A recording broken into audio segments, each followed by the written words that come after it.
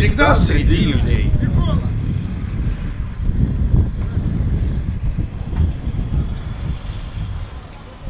Власти не имеют никакой информации конкретно, все это какое-то дилетантство получается, не профессионалы. Так слабовато, не было конкретных ответов. Такие вопросы решаются гораздо выше, чем здесь, на уровне местной власти. Ну, я могу только одно сказать, что люди на самом деле не представляют, насколько это опасно, и люди не владеют информацией и от них скрывают.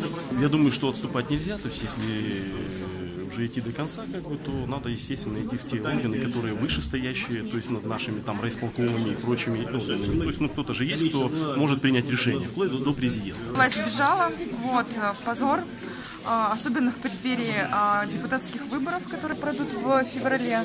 Но лично мое мнение, здесь не вопрос в Лемешевском, здесь вопрос в том, что как могли власти допустить и разрешить строительство данного предприятия. Все. Потому что это очень плохо, можно умереть.